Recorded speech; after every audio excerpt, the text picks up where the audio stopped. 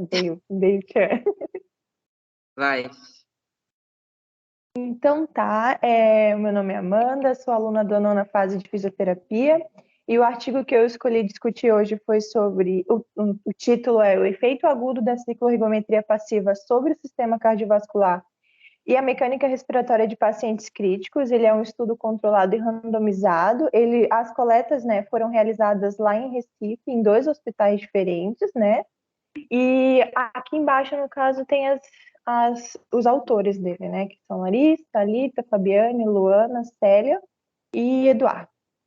Eu vou falar um pouco sobre a introdução do artigo. Ele traz, então, que a reabilitação de pacientes críticos geralmente ocorre no leito e é classificada como de baixa intensidade cardiovascular. Portanto, é essencial que a gente conheça os efeitos fisiológicos dos recursos que a gente vai aplicar na prática clínica. E apesar dos avanços na imobilização precoce, elas apresentarem inúmeros benefícios, né? 1 em cada 2 pacientes desenvolve fraqueza muscular. E esses resultados, eles podem ser advindos, então, desses exercícios serem considerados de baixa intensidade cardiovascular. O objetivo desse artigo, então, como já o próprio tema propõe, é avaliar o efeito agudo da cicloergometria passiva de membros inferiores sobre a mecânica respiratória e parâmetros cardiovasculares em pacientes críticos, tá? Eu vou contextualizar um pouquinho a questão do exercício, né? Muitas técnicas de exercício podem ser utilizadas no leito e a cicloergometria passiva, que foi o que vai ser utilizado, né, para essa pesquisa, ela vem se mostrando um método seguro e bem tolerado quando utilizado em pacientes críticos. Porém, as repercussões no sistema cardiovascular e pulmonar em pacientes entubados ainda não foram avaliadas. Então, o objetivo do exercício é aumentar ou manter a força muscular e a função cardiovascular na fisiologia e a fisiologia do exercício, ela delimita, né, que esse débito cardíaco ele tem que aumentar linearmente, do repouso ao esforço máximo. E uma das principais respostas para refletir a intensidade do exercício, no caso. Então, é esse aumento, né, linear do débito cardíaco.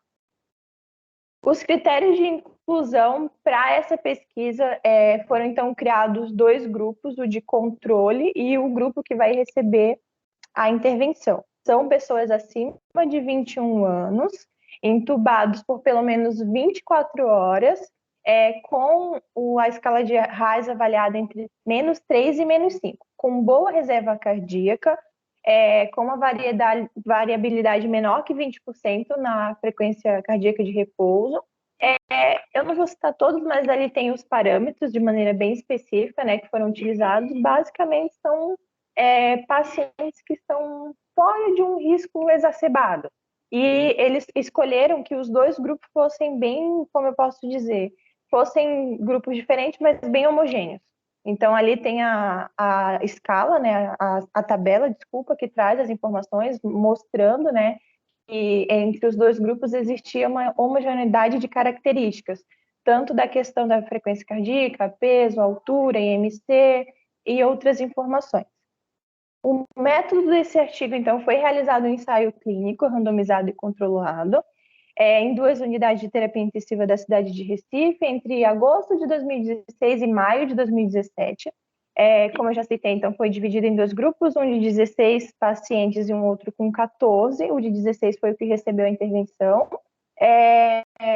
E, basicamente, foi utilizado a cicloergometria passiva, né, para fazer essa pesquisa.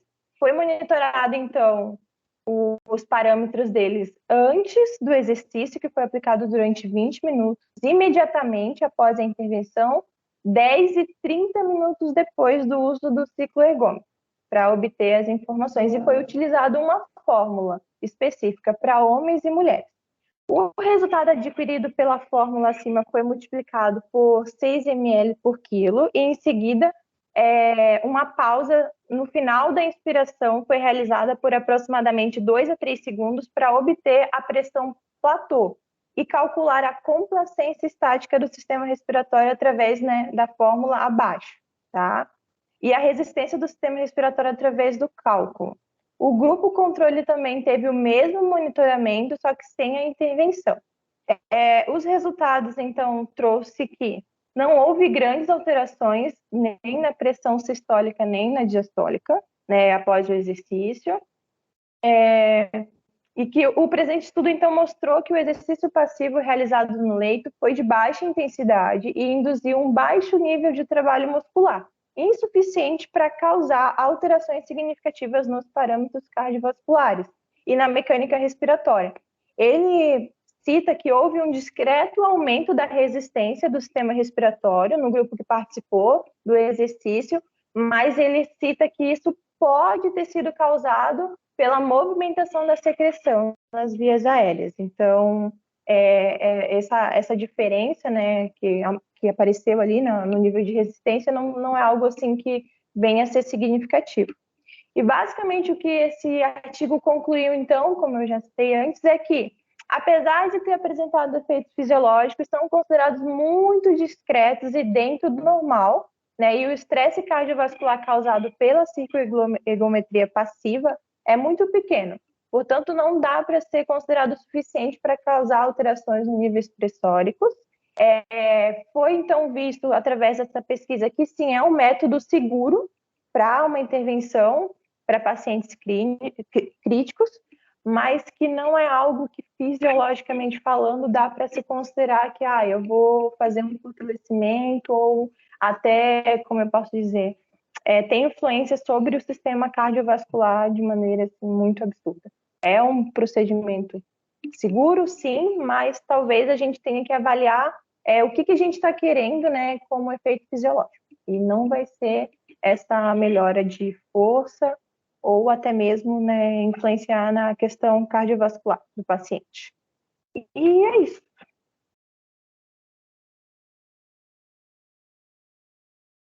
Muito bem, Amanda.